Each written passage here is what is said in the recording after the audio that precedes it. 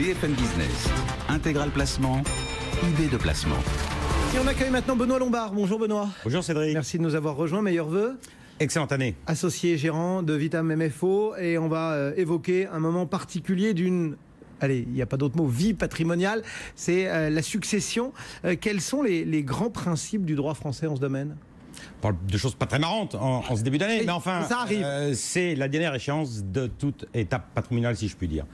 Une vieille maxime féodale nous rappelle que le mort saisit le vif, son noir le plus proche, habile à lui succéder. Oula. Qui est cet noir, qui est cet héritier, qui est habile à succéder, qui est, j'allais dire en français moderne, habilité à succéder.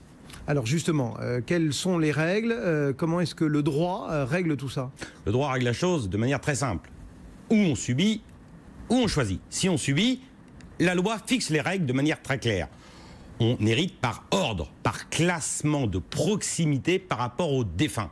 Le premier ordre, eh bien, ce sont les enfants, les descendants. Puis après, on a la règle du degré. Premier degré, ce sont les enfants.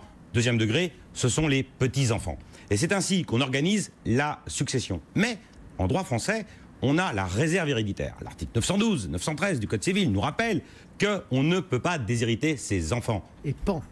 Et voilà, donc sauf que la liberté du défunt est d'organiser sa succession lorsqu'il a des enfants à hauteur de ce qu'on appelle la quotité disponible, la quote-part de son patrimoine, la portion de son patrimoine qui peut attribuer à qui l'entend.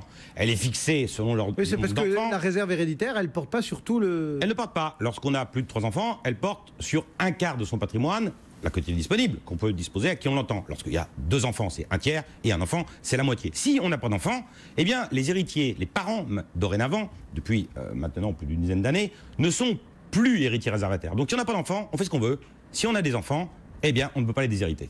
Bon, quand on plonge dans ce monde des successions, on entend parler assez rapidement d'un mot qui s'appelle la dévolution, et notamment de la dévolution légale. De quoi il s'agit ? La succession ab intesta, c'est-à-dire que si on n'organise pas, eh bien la loi fixe la règle. Si on n'a rien prévu, si on a 2 enfants, ils héritent à 50-50. Mais si on a un conjoint survivant qui est dorénavant insuccessible depuis une réforme qui a déjà aussi plus de 10 ans, puisqu'elle s'applique depuis le 1er janvier 2007, le conjoint survivant est successible et lui, il a droit aussi à un quart en pleine propriété. On voit que ce quart en pleine propriété, ça correspond à la plus faible des quotités disponibles, donc on ne déshérite pas ses enfants, ou il peut opter pour 3 quarts en usufruit. Mais on peut aussi faire une donation entre époux, une donation des vivants, donc qui permet au conjoint d'avoir 100% d'usufruit, 3 quarts en usufruit ou un quart en pleine propriété, ou la quotité disponible ordinaire, libre à choix, ce qu'on appelle le cantonnement à ce conjoint survivant, au jour du décès du défunt, de choisir ce qu'il souhaiterait avoir. Et ça, c'est important,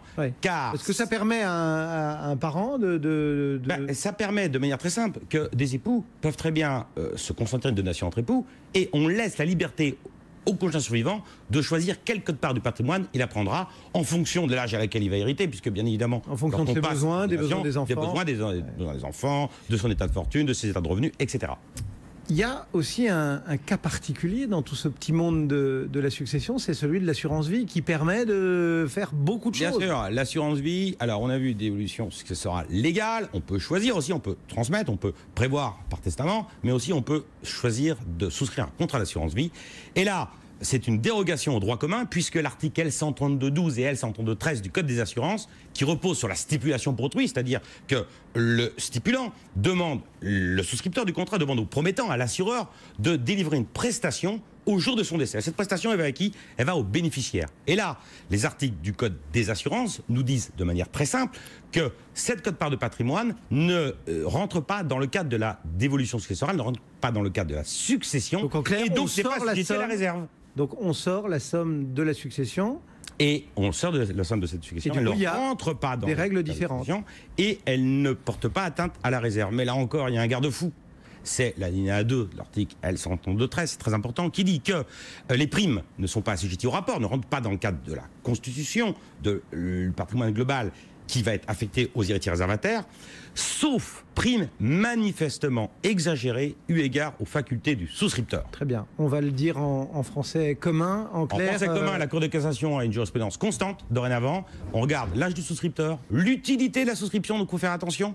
Et puis on regarde quel est le montant de cette prime. En d'autres termes, il ne s'agit pas, juste avant de se sentir partir vers un autre monde, eh bien, très simplement, de mettre beaucoup d'argent dans l'assurance vie et puis de mettre, allez, allons-y, donc sa concubine, sa maîtresse, comme bien évidemment bénéficiaire.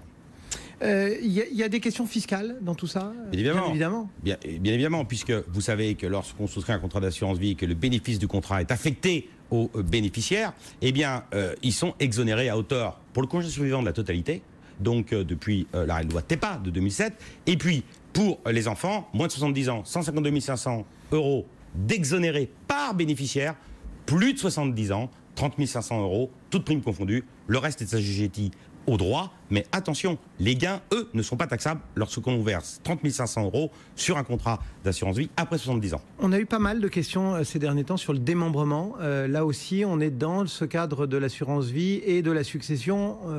Ça peut jouer un rôle, la nue propriété. Le démembrement de la clause bénéficiaire. On a vu qu'en cas de dévolution successorale légale, le conjoint peut avoir 3/4 d'usufruit, mais s'il y a une donation entre époux, 100% d'usufruit, eh bien, en assurance vie, on peut aussi octroyer l'usufruit au conjoint, qui n'est pas donc taxable, et la nue propriété aux enfants. La compagnie se libérera entre les mains de l'usufruitier, les enfants auront une créance sur la succession du second défunt, de l'usufruitier qui a reçu les capitaux, mais attention, les nus propriétaires devront payer, eux, si jamais leurs droits sont estimés à plus de 152 500 € par bénéficiaire.